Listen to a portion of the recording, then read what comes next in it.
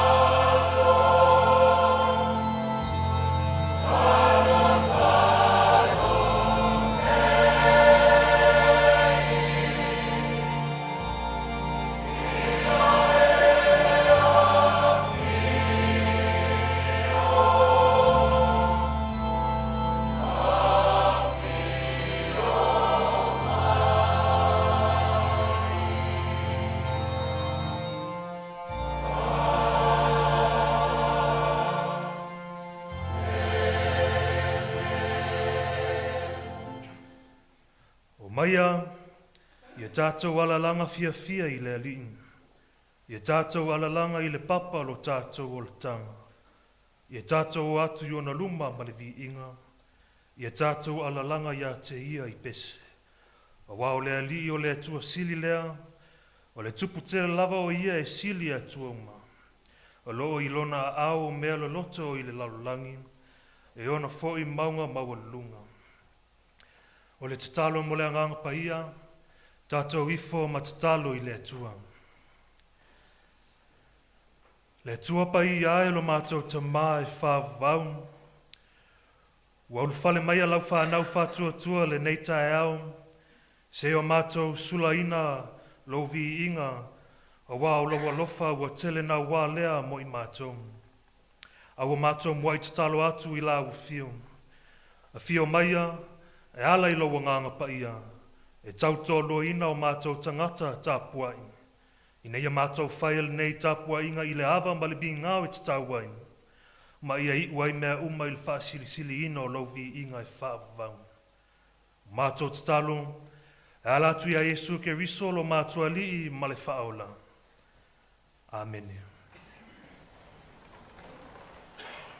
Tātou vi I le atua I vi inga Ivas Fulmalua. Ivas Fulmalua le vi inga tātou te vi ai.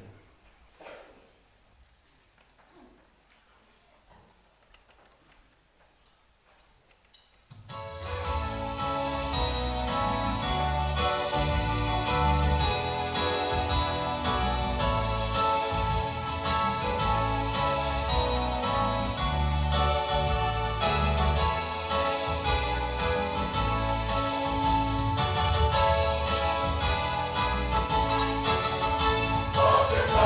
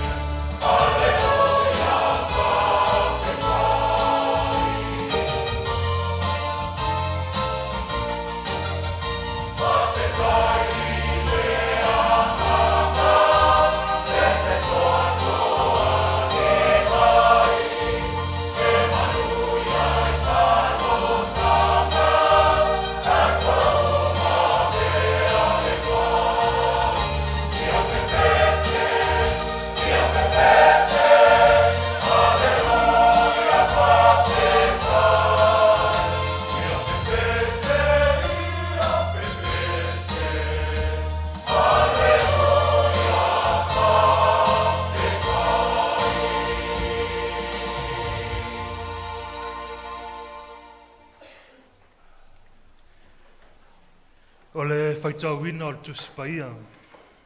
Tusi filifilia mai le whengenga tuang. Lau salamu e lua sifun mal fitu. Tātou te whaitau whilafua i mai le whai upu mua mua. Se ia whapau mai le whai upu sifun mal wha. Our Old Testament reading comes from Psalms 27. We shall be reading responsively from verse 1 until verse 14 from the Samoan translation. Lau salamo e lua sifun mal fitu. Tātou whaitau whilafua i mai le whai upu mua mua. Se ia whapau mai le whai upu sifulu mal wha. Whawhonga maia o awhiong paia o lo tātua tua. O le alii, o lou malama ia, ma lou o la tanga. Wai ea se au te whewhe ai. O le alii, o le malosi ia o lou ola. Au te matau ea ia te ai.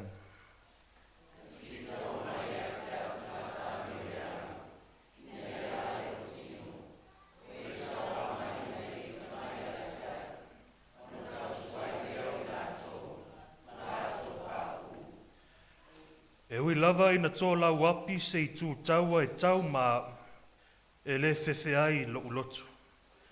E ui ina si itia si taua ia te au, au te loto tele lava I lea mea.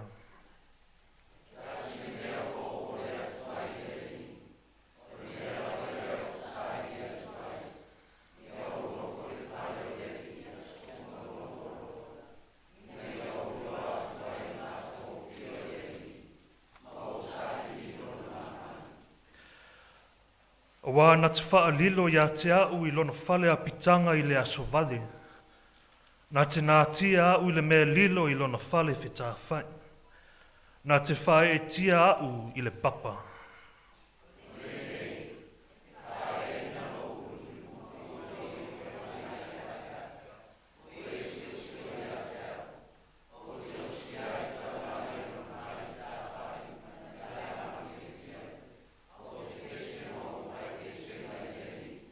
Leli ie whaafonga mai lau leo, au te wala au. Ie alofa mai, ma ie tali mai a te au.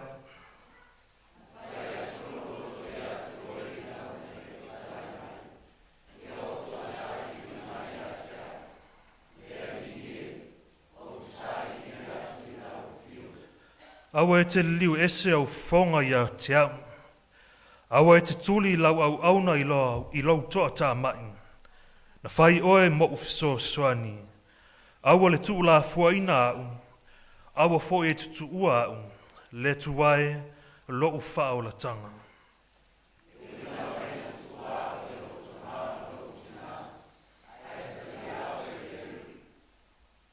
Leli ie hao mai a te au I lo wala. Ma tai a te au I le ala lau le lein. Ona o e ta mai a te au.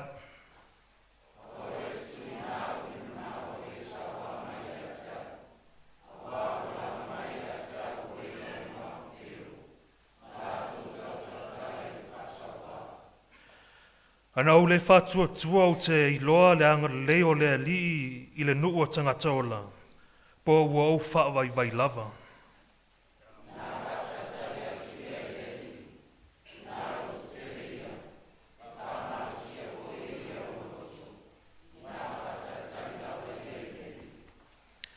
Tusi whaitau mai le whengeng whau, tusai mai le whasinonga tusi whaitau waso a le whakasa.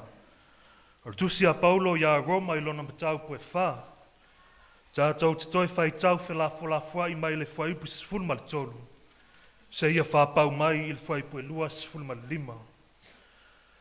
Our New Testament reading according to the whakasa lectionary comes from Paul's letter to the Romans, chapter 4.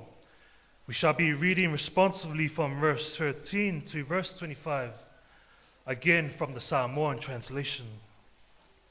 Roma I lona matau pue wha, tātou te toi whaitau whelafua I mai le whaiupu sifunu ma le tolu. Se ia whapau mai le whaipu lua sifunu ma le lima. A wai le I wholafola ina atu ia apera amo, po o lana wha nau. Whai mo na tofi le lalulangi I le tūla whono. ai maua i le a mio tonu ui le whaatuatua.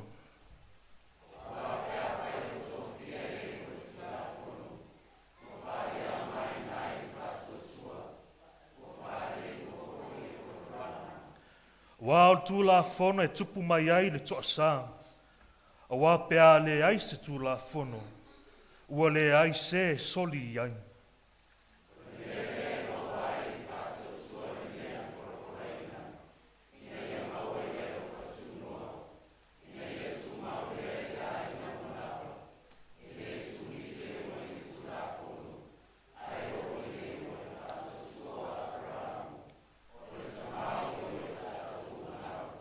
Pei ona tu sia, wa utofia o e whai ma tamao nu e tele. I luma o le atua, o le na ia whātua tua i ai. O le whaola ia o e uoti, ma le na te wala awina mea o le ai. Peisia i ua i ai.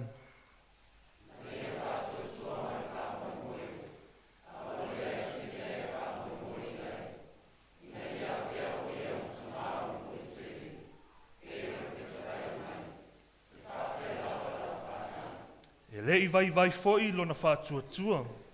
E lei manatu fo'i lona tino uoti. Po ua se lau na tausanga. Ma le manawa fo'i o Sara uoti.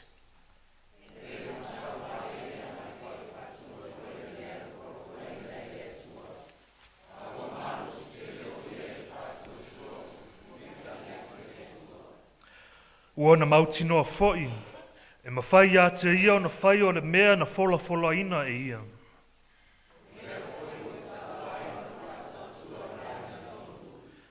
Ai lei tu sia ona o ia lava, ua ta ua ia te ia.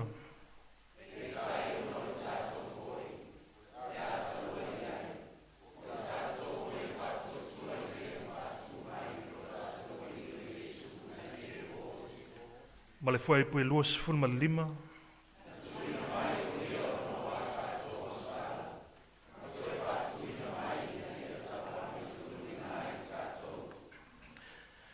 Ia whamanuia mai le tua tātou whaitau mwhalongolongo i nā whiong pa ia. Tu mau pēr ia te ia lona lava vi inga nei se o i le whaavavau lava. Amene. Tātou toi pese i le tua le pese selau iwa sifurma lima. Selau iwa sifurma lima le pese tātou te pese ai.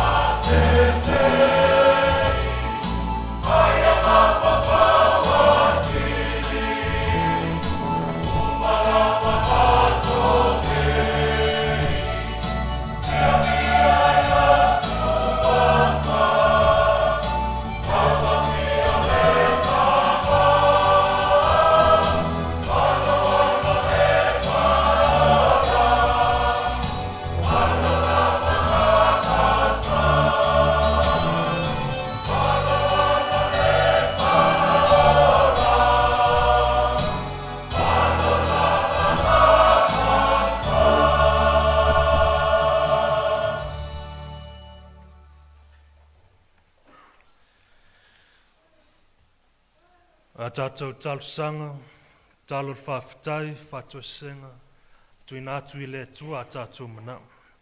Tātou talo, tātou ifo ma talo I le tua. Le tua mamānai lo mātou tamai whāwau. Yesu ke riso lo mātua li I malwhaola.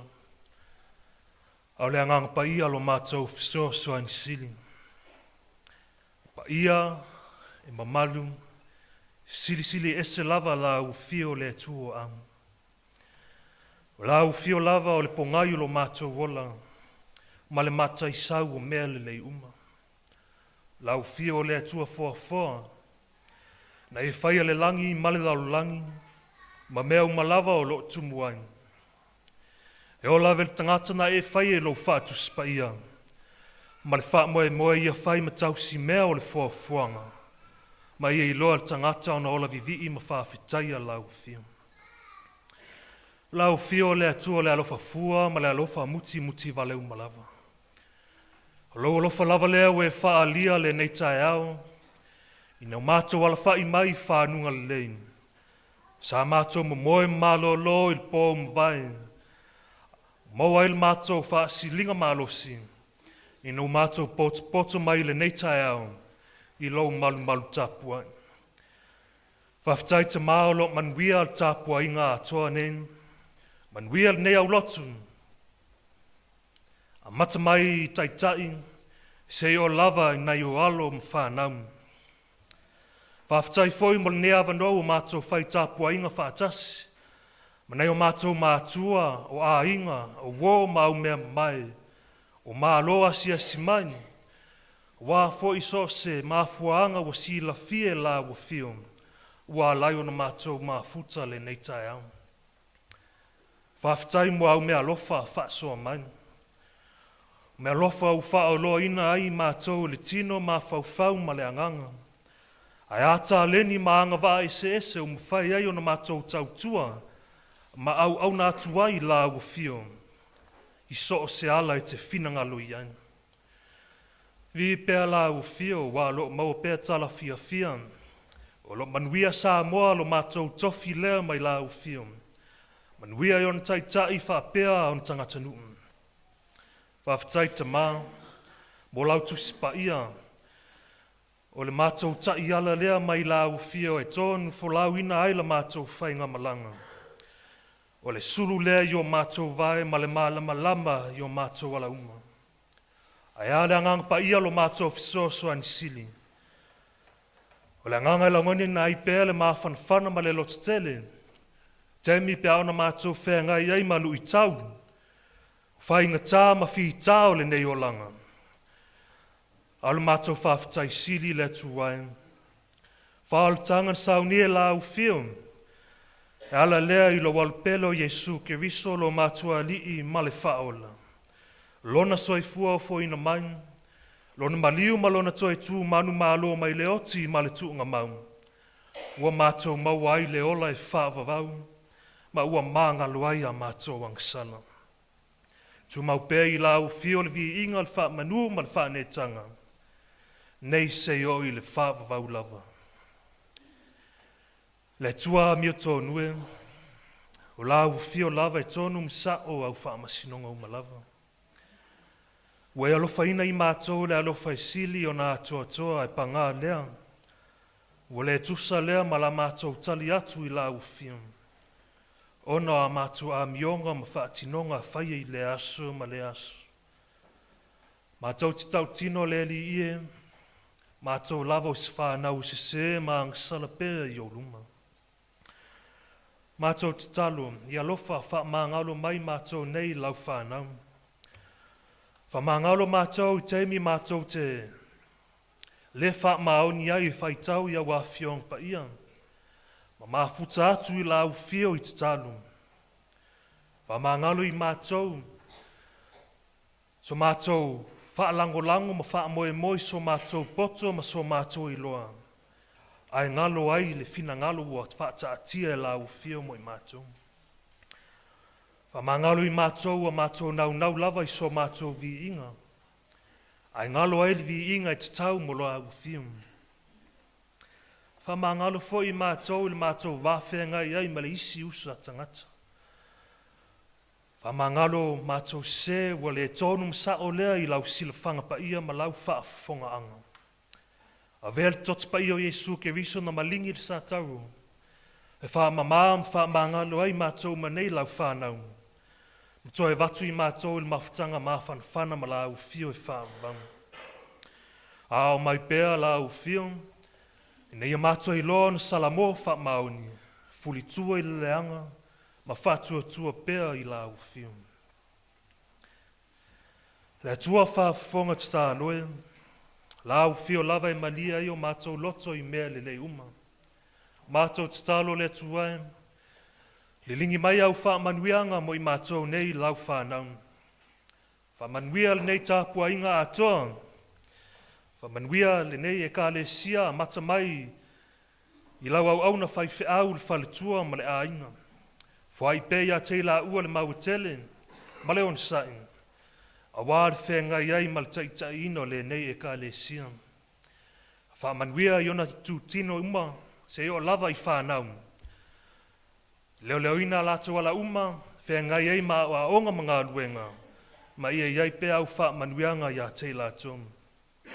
Mātou whai tāpua inga le nei tai au manisi o mātou mātua.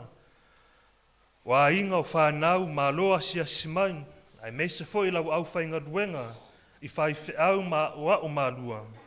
Le tuai, ia iai pe au wha manuianga ia te lātou, stemi a toi taliu le uto. Toi tai saanga le mui lātou I o lātou nuu. Whale ma a inga lo o wha tali mai.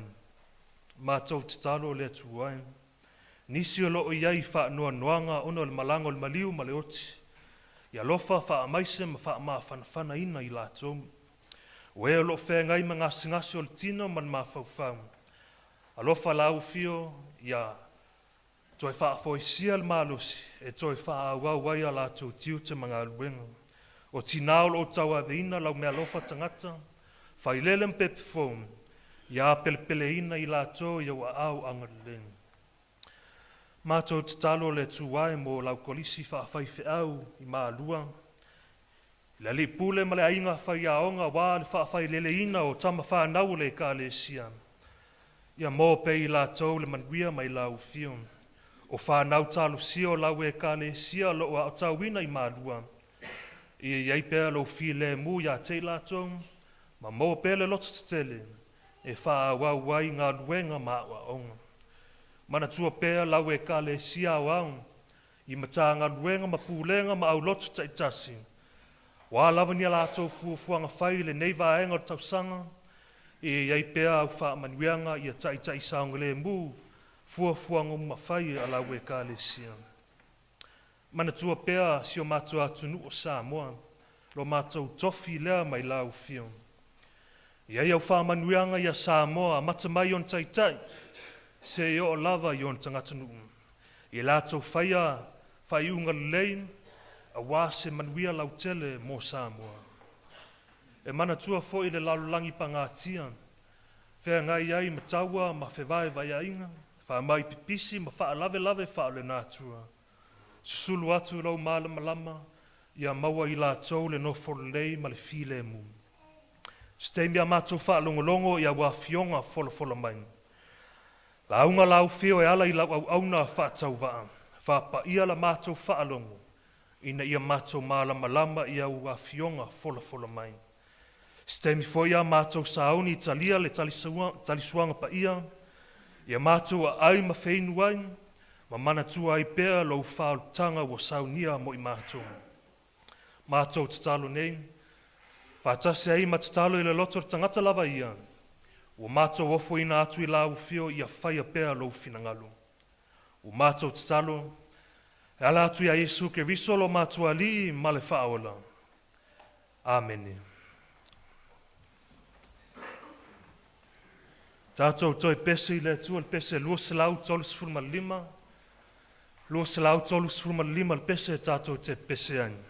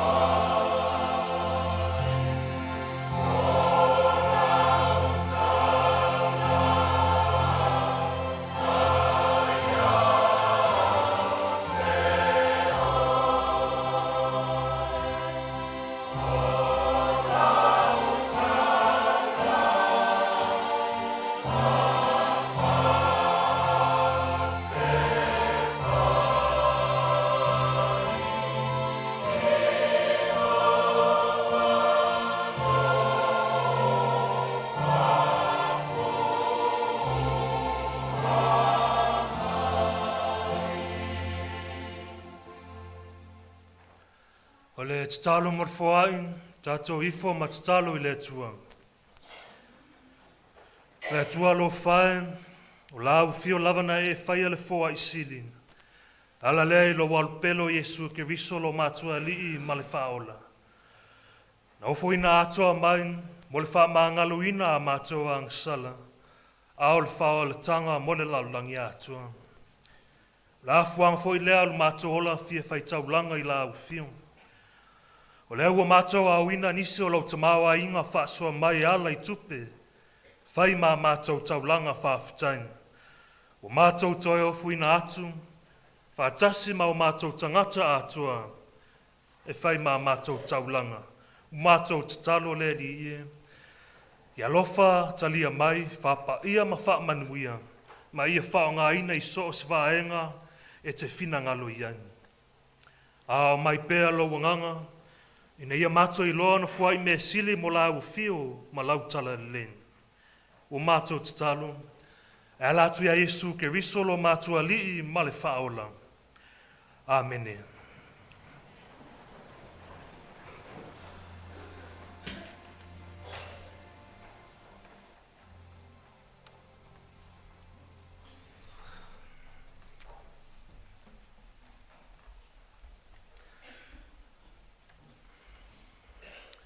O le launga I le swafa mamalu le atua le tama, le alo ma le anganga pa ia.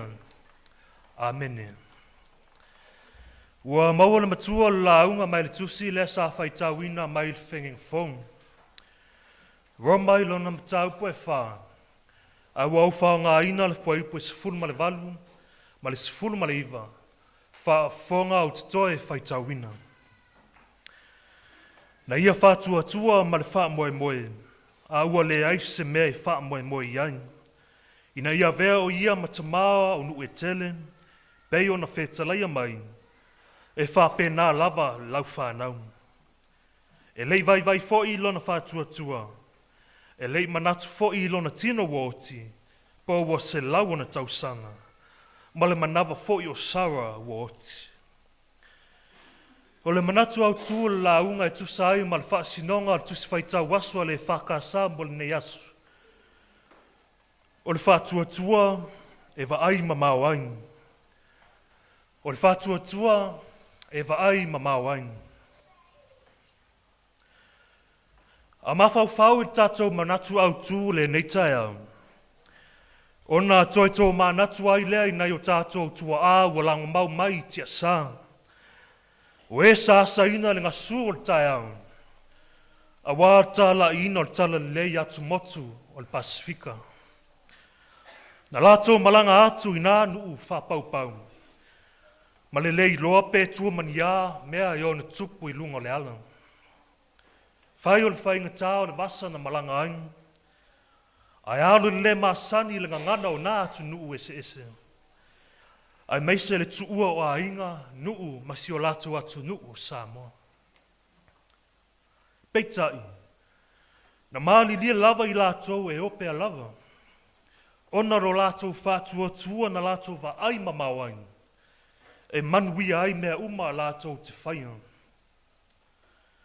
O le whatua tua lava lea na mōli mauina I wha mau maunga le ka le sia. Ina wa sa uni Ioane Viliamu e malanga atu I Vanuatu mai Samoa. I le aso lua o me tasivalu tolu iwa. Fai mai o le malanga muli muli fo I lea Viliamu, lea na tangata waleina ai o ia I Vanuatu. I le tausanga lava lea I le aso lua sifulu o Novema. Aina iei le toa ina tau waso e swafa ia sepetaia. Na mana o lava e awa I whaatasi ma Viliamu. E tā lai tala lei I Vanuatu. Ti ngā tau mwhai o Viliamu e wawao toa ina e nofo. Ai le popole lava toa ina I le pongi sao lana waain. A wana nau lava e fialu e whai le ngā luenga le ali. O lana tala ia Viliamu. O lo iai lo na atali e whai mo ona mata e waain. Mo ona lima e tusi ain. E fesoa soani I le ngā luenga tālai. O se whatua tua I nā mālosi ma waa na I o tātou tua. O le whanga e tia ma le whaosfia o loto maanganga. I le lātou nau e fia o e tā lai tala leng. E au noa ma se popole, ma se masalo salo, I mea e tutupu I lunga o le ala. A wao lātou whātua tua lava lea, lea nā lai o nā, o atu le malama lama, I atu motu o le Pasifika. Whapena fo isa wa ainga tusi lea sa whaitau wina le neitai au mai le whengeng foam. O le mataupu e wha o loo maua I tātou tusi whaitau le neitai au. O loo manino lava le whiau la apostolo e winga I le tau a mia tonu ina, ono le whātua tua. Peisea I lo o ngā tutonu le mu lea, o lana ngā luenga tā lai. I mataupu a mata o le tusi lea Roma. Ua safa oti le utu o le whai mea e tusa ai ma o onga Paulo. E whai loa mai ai, ua mō lia lava I lātou uma. Iu taia ma tangata onu ese, e nofo sala uma I lātou, ono a lātou wang sala. Peitai. O le tau amia tonu ina ma le wha o le tanga e maua lea I le wha tua I a Jesu ke riso. Ai le o le tū la fono. Lela I eil tātou tusi whaitau le nei tai au. Ua whao ngā e le apostolo a pera amo e whai ma whaataita inga. O le sa whātua tua wha maoni. Au noa ma se popole ma se masalo salovale. O le toi wha manatu mai o aunga tamao Israelu. O loo wha alia mai ai. E wha vai pēr folanga le tua. I le whātua tua. Ai le o le tū la fonu. A wāl tūla whonu, sa whai matai ala e lima taitaina ai Israelu. A o le whātua tua, na mua lava I le tūla whonu, lea na awala mai ai le manuia mō Israelu, ma le whānau o le atua. Na talia lava e apura amos fina ngalo o le atua, sa fōlinga mai e le mwhai lava o na whātau nu. O le awea o ia matamā o nu utelen, e ui na ua matua hon tausanga. Au sara foi ua le mwhai lava on toi whanau. I le wa ai wha le tangata, e whete na I lava nei tūlanga, ma le fina ngalo wha alia o le atua. A wā pe wha pe whea na toi whai so la a inga ua mātutua lo la soifua. Peitai, e leia vea le wa ainga lea wha le tangata maala e te ena ai e apura amo le fina ngalo le atua. Wa e ese le wa ai le tangata, ese le silafanga atia le atua. Le la iai le vaenga mua le tātou matua, na ia wha tua ma le wha moe, a ua le ai se mea e wha moe iai. E le ialu pongi sālo na wha tua, ai sa alu lava ma le mautinoa ma le wha moe le atua. O le wha ola ia I e woti, ma le na te wala au ina mea ua le ai, peisa I ua iai. O ina tonu lo atangi ai le manatu au tū le nei tai au. O le wha tua e wa ai mamau ai. O le wha tua a pera a mo italia se lumanai na fola mai e le atua. E ui na le ai se wha mauninga e wa ai I le nā teimi na o atu ai folanga. E le ia fua lana wa ai mamau ona o ana mana onga. Ai na maa fua ona o le fina ngalo a le atua. O lona wha tua lea na ia wa au mamau ai. I tala atu I mea e le mwhai o na whai. I le wa ainga lea wha le tangata.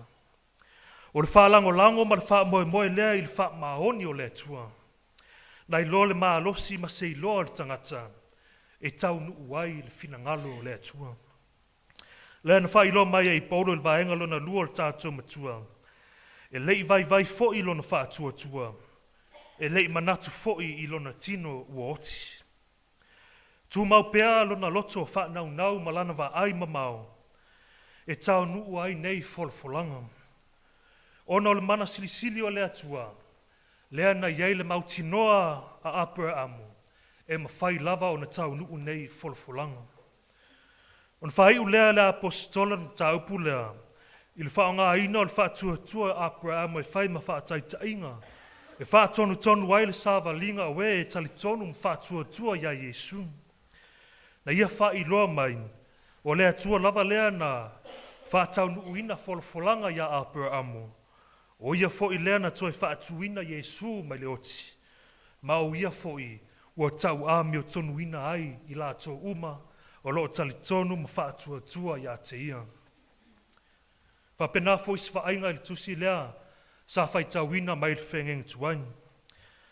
O le lau salamo lea luas fun malifitu. O se tau tinonga al whai salamo i lona whaalango lango i le atua.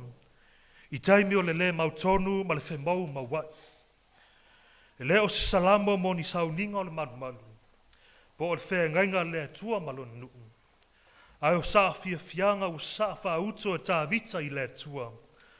Ina ua mana tua le matautia ma le ofofongia o le atua. E malu ai o ia. Ua manatu nisi o lau sue whai mai. Na tu sia e tā vita le neisa lamo. I le vaitaua au tuli loa ma la matia lana nofua inga e ana fili. Ma ua fōlinga mai. Ua matua le ai se wha moe moe. Peitai. E lei a vea maala e atu ngalu ai le tupu. Wa ua maua apea lona wha tua. I le atua e maua ai lona fisoa swani. E a mata le salamo i upu mautinoa tā vita wha apea. O lea lii. O lou malama lama ia. Ma lou o la tanga. Wai ea sea o te whewhe aini. E uin tau tino le whai salamo i lui tau mwhai ngatā o le o langa. Ai toi fo i pea lona loto i le mautinoa. I le au wai mai o le atua soifua. E leo se nau tā vita ina ia vade o mai sa fisoa soani. Ai o lona loto ua mauaa. E tali mai lava le atua i lona lava taimi. O lona winga. O le whātua e vaai atu i tua i mea le mwhai o na whātau nuu i le vaainga wha le tangata. Ma tepa tau lai i le fina ngalo wha lia le atua. E ui lava ina sola ese nisi sa wāwala lata ma tāvita. A ua talitonu mal mautinoa na o le atua le atu la fuaina o ia. Lona whātua lea ua whai uai le salamo lea. Ina ua tautino al tupu. Ina whaatalitali ia i lea lii. Ina lototele ia. E wha malo sia foi e ia lo loto. Ina whaatalitali lava ia i lea lii. Le whaatalitali lea lii le whapea e no fwa i pea ai tātou. Au le whātua o lo ngā lue pea ma le wha moe se ia tau nuu lona finangalo. I've chosen verse 18 and verse 19 from Romans chapter 4 as the main text for our sermon, and it reads, hoping against hope, he believed that he would become the father of many nations, according to what was said, so numerous shall your descendants be. He did not weaken in faith when he considers his own body, which was already as good as dead, for he was about 100 years old, or when he considered the barrenness of Sarah's womb. The theme for our sermon, according to the E Whakasatu Whaitau Wasu, is the faith to dream. The faith to dream. The theme for today speaks on the ability to trust in God's promises and believe in possibilities beyond what we can currently see. It is not simply hope or imagination, but a faith that gives courage to persevere, embrace God's purposes, and remain confident that God is able to bring his plans to fulfillment. We see that faith conveyed in the passage we read from the New Testament today. Romans 4 continues Paul's argument that righteousness comes through faith rather than the law. After explaining that all people are justified by faith in Christ, Paul presents Abraham as the model of true faith. God's promises to Abraham would become the father of many nations was given before the law, showing that salvation has always depended on faith and not by works. Paul wants his readers to understand that God's promises are received by trusting in him and him alone. We see that same idea presented in the Old Testament passage we read. David faces many fears, dangers, and uncertainty during his reign. Yet he confidently declares that the Lord is his light and his salvation. Instead of focusing on his circumstances, he fixes his hope on God and believes that he will see the goodness of the Lord in the land of the living. His faith enables him to wait patiently and confidently for God's timing. Brothers and sisters in Christ, that is the gospel message for us today. Today, as believers, we are called to exercise the same faith Abraham had. We all face seasons when God's promises seem delayed, but faith continues to trusting in his goodness and his mercy. The resurrection of Christ assures us that God brings life from hopeless situations.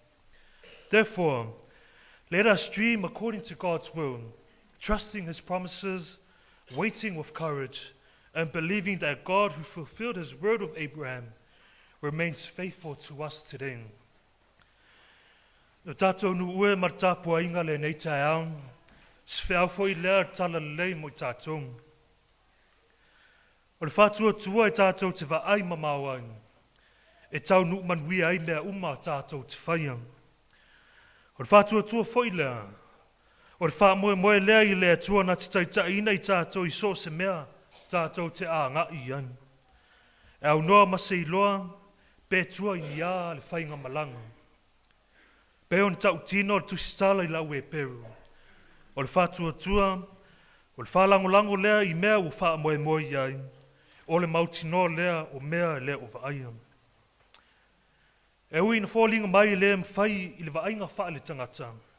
Ai mwhai lava I le sila whanga le tua. Wai wha pena le o langa nen. Tumu I whita mwhai ngata. E au na whai malape maala I malu e lue ai le whatua tua. Ai ui lea. Tu mau pēr wha maoni o lea tua, malona alofa tuli loa. Mapu ai tātou I ti ngā, ma whainga tā o le nei o langa. Po le lava le lea tua ma le vai o le tangata, le tu la fuaina I tātou e lea tua. O ia nā te wha tua ino o tātou loto, ma nganga wa ngau in. Pau I lea, tātou tepa I tua ma le loto wha aftain. Ai anga I luma ma le loto wha tua. A wā lo iai pēa tua o le ala, o le maa tui ma le maa ngau, ma le maa wha lawea au. E au ina whai maa le wha vai ai loto maa nganga o le tangata. Wa iei aso e tutupu mai ai wha whita auli, ma mea e le tala whea ngai o le olanga nen. Taimi e fōlinga mai o le anga ma whitanga, ma ua le amana ai ina oe. Taimi ua uti ai fo il wha soa, ma le whetau I fufuanga whai al tangata. Pa punina, e au in whai ma wha lave ma ala I po ia ai la tātou vaani.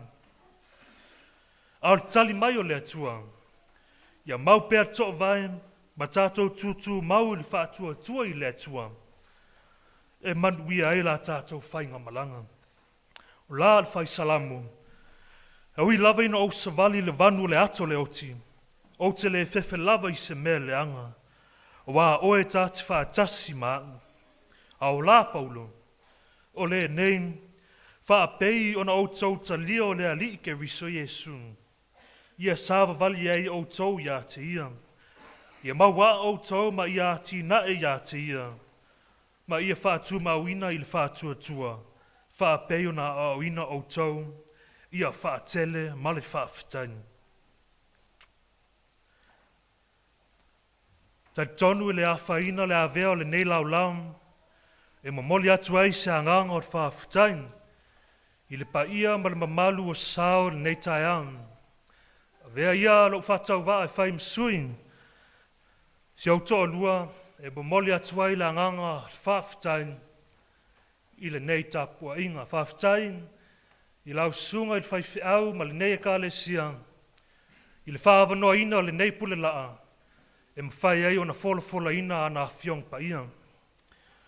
Whaftai nei o maa inga, maa tua a inga, o wo, o e malang ma mau mai o lau whainga luenga, O whai whiau mā o au mā lua, whaafitai amana ia mai mātou nei.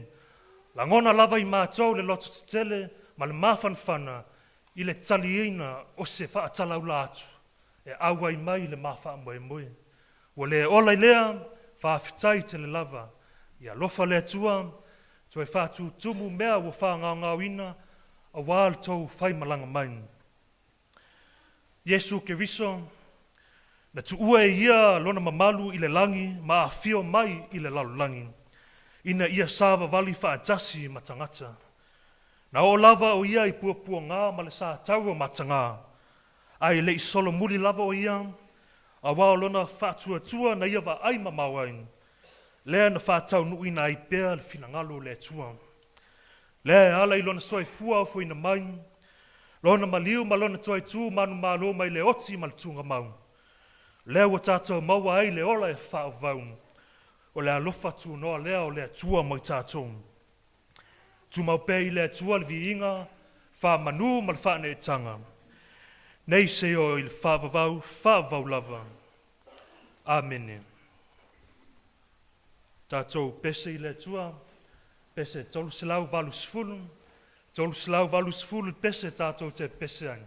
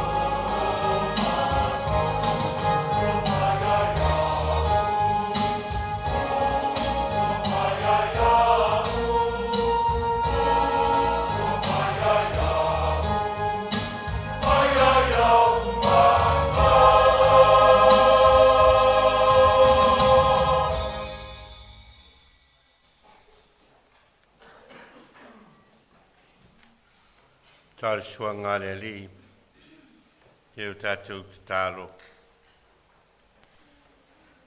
Mātou whalongolongo I lo whetalai mai. Au mātou wangaia foi le lao ai.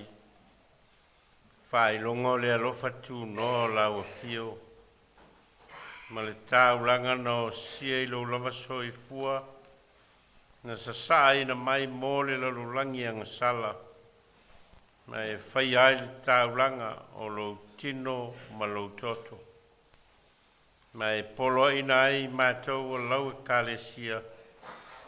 Ina iau mātou whai e whai ma whamana tunga I a te oe.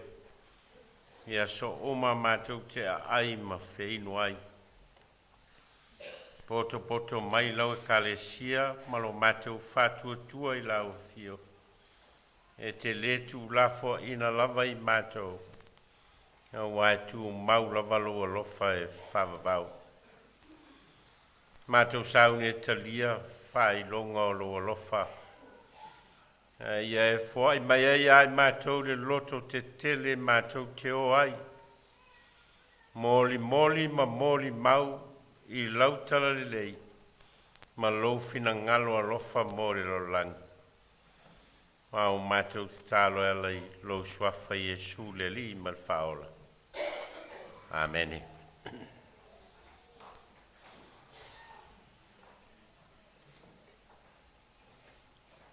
Bona whalata I nai le lio Iesu. E tango I le areto I na o mauna whaafitai ma whetala I atu o lo tino le nei wa tofi. Whai masui o tau. Ia tau whaia le nei mea ma whamana tunga I a tau. Ia so uma tau te ai ai. Mana o lato ai o nei si tia leo le ipu I o lato luma ma whetala I atu le ipu le nei o le whenga inga fau lea I lo toto o whamalingi ina mo le whamangalo ina o ngsala. Ia tau whaia le nei mea ma whamana tunga I a tau. Ia so uma tau te wheino ai.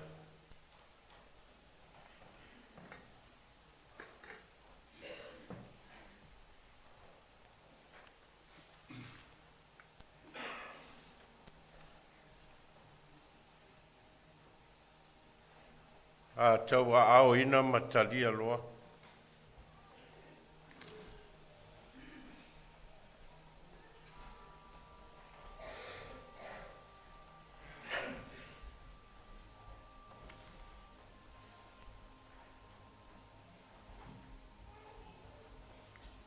Wa ua whapea lava o nā lofa mai o le atua I le lorangi. Wa iau mai ai lona tali e toa tasi. Ina ia le whano se tasi e whato tua I a te ia. A ia maua e ia le ola whavavau.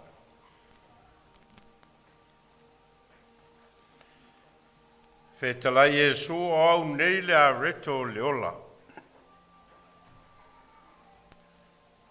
O le sau I a tau e le fia ai lava ia. O le whatua tua foi I a tau e le toi fia inu lava ia.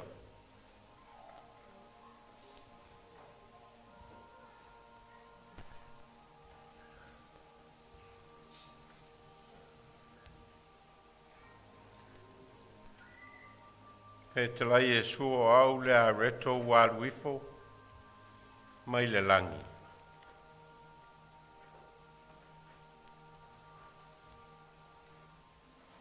O au o le a reto ola.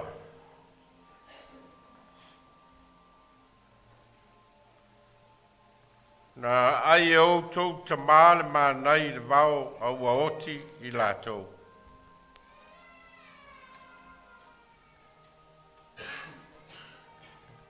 O le nei le a reto waluifo mai le langi. Ai se ai ona le oti lea o ia.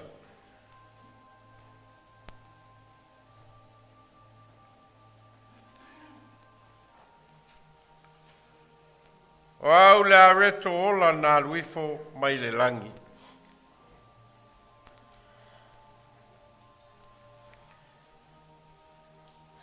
Pea ai se tasi le nei areto na ola ai leo o ia e whavavau.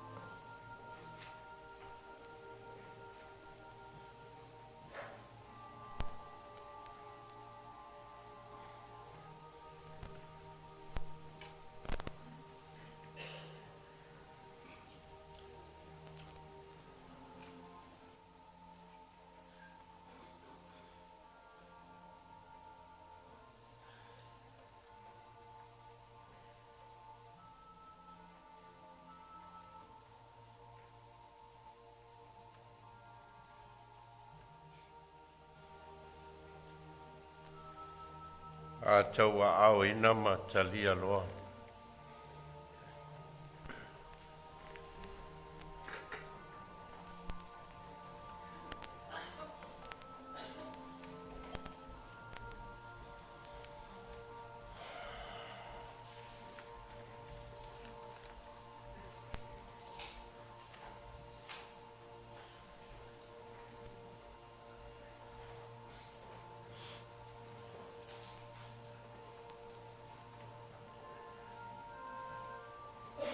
Tali e sui le whawhine Samaria. Ana e i loa le mea fōa i fua le atua. Ma le ua whai atu ia te oe au mai ia te au ou te inu. Po ua e ole mai ia te ia. Ona fōa i atu le e ia te oe ole vaiola.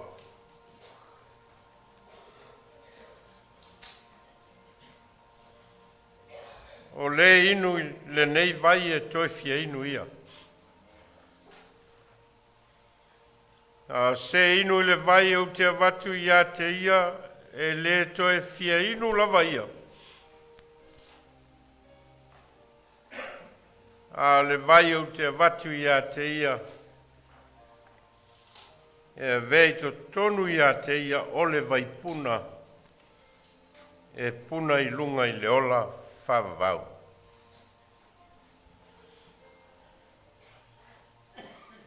Tali le whawhine Samaria leli ie au mai a tau le nā vai ina ia o le toi fia inu ina ia o le toi sau foi i nei e utu vai.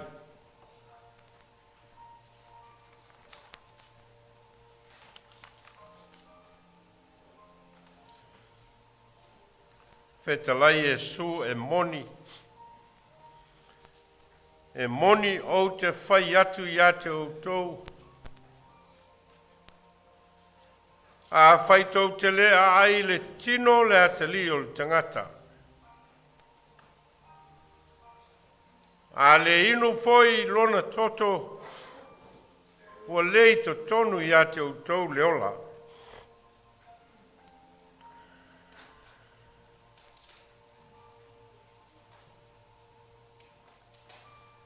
O le ai i lou tino maino i lou toto ua ia te ia le ola whavavau. O te toe whaatui na foi o ia i le aso ngā taanga.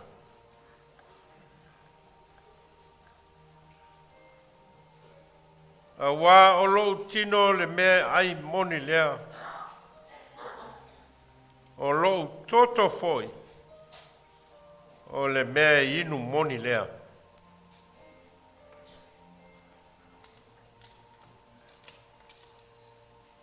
O le airo tino mainu i lo toto e tu mau o ia te au au foi ia te ia.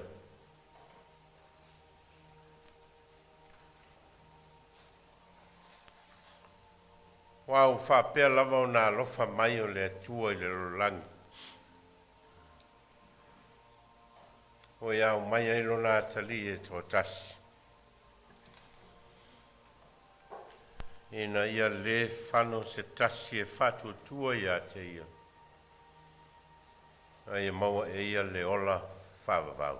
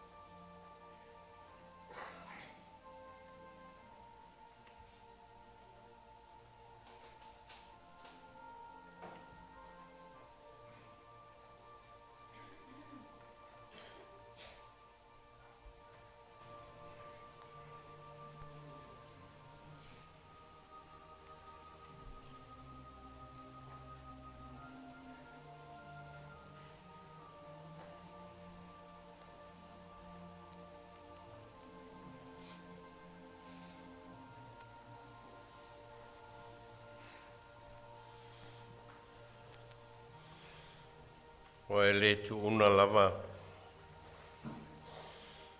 Se vaenga o loso i fua atoa. O e se sai na mai e oe lava. Fai matongi ola mo i matou o le whanau ang sala. Tau nei o matou langona i o matou loto mo o matou anganga. Le alofa ma le anga le leo la ufio o foi na mai ia i matou. Matou te o atu ai le lololangi ma wha tino ma wha iloa ma moli mau i lea lava alofa. I na ia tali tonu tangata i a te oe o le tua o le na whaia i matou uma. Ma o matou te talo ela i lo swafa Yesu. Amen. Tatou tutu lai mausul pese fast food. A o manatu i fonei i le sa tau o Yesu.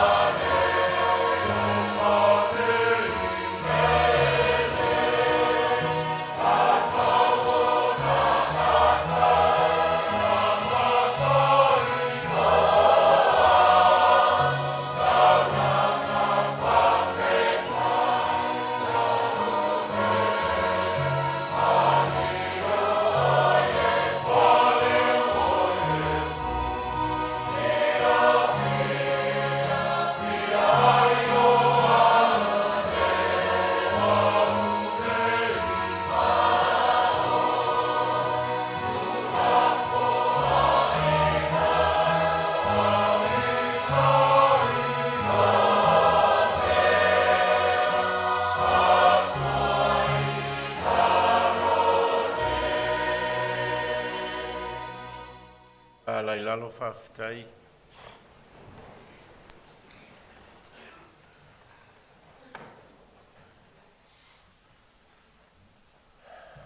Hello leo e hai masui o le ne o lotu ma le kale sia mo le whawhitai tere lau sunga i awa lau sunga le tofi tusa ma le tātou sau ninga i le nei tai au mo le hoi whawhitai o na ua maua le amanoa tātou te whaawau ai mawhitanga i na ua mai a whātau no whamoe moenga ia o le nei vai aso le tu whātasia o rua ia e whai ma uru ngāli na sauni ai o rua mo le whiau ma ngā renga le atua i e whia nei au lotua maua le nei amanoa tātou te mafuta ma wheilo iai o mātou talo i a saunia lau sunga i awa ma le whatua ia o a ni whiau ma ni ngā renga e whinanga lo ai le atua mo rua i lumanai tā pena whale nganga mai e le atua ia o rua tino ma o rua maho whau ma o rua nganga mo ia malona whinangalo whatalo whatfo il pa ia o a inga na lua mai se pa ia i leo whai ngā renga whai whiau o ma whai on tātou whai tāpua inga whatasi le nei tai au ngona le nganga whawhitai ona o whamoe moenga sa la vasi luma o le tua ia ua whatau nuina i lona alofa malona ngari lei ia ma ua whai ua ia tātou mawhitanga i le tātou whaitapo inga whatasi ia i tono nei au lotu ma nei e kalesia o le te talo a whai e ta apele fileli ma te tu amal fo ma te taliu fo nu malala fanga ya mai se fo yo meo o te tofi ma vala wai ele tuolo to soi fo ma o to ola ya o talo fala o lao ele tua pe o e mal sami male fanga ele pa talo fat fo I a inga na lua ma tuole sunga ia wa o ia e lise foi maono ia pa pena foi ia ngana lua ia ole te maita ia ni veta tato mafuta fatasi tono le lotu male kale sia I polua nei ia wa ve mano foanga e taula ia nei fa moi moi ia o stalo fa manuia le tua me o to fanga o ngau ina ono fa moi moi ngol fa nau mole lumana ia o mato stalo te fatu tu moele tua meo whanga o ngawina I rona lofa malona anga lei. A nisi neo tatu fulfulanga whale au rotu. Sue ngale au ngā whaiwhi au le stona I nei, I le tae au I le afo le valu. Ia le tatu suenga o na sosoa I le ma le sami ngā sili, a le au ngā whaiwhi au I le sae sosoa I a sosfun ma le iwa. O il whamoe moe mā te tu uol tātou mawhitanga I le aswa tae au. O no le mawhitanga whaiwhi au mwhale tua o le pūlenga e whai I Hastings I le aswa tae au. Ia o na mamalanga I lea nei le fiafi. O no whamoe moenga lea. O le mawhitanga whaiwhi au mwhale tua o le pūlenga. E le flau ngā I ngā o so soani a le tātou pūlenga I le aso iwa o kuso. Ia mai sauni ai le tātou o rotu. Ia, ua lava ia folfulanga I whaalongo tangata I tātou folfulanga, ua lava tātou I le sa.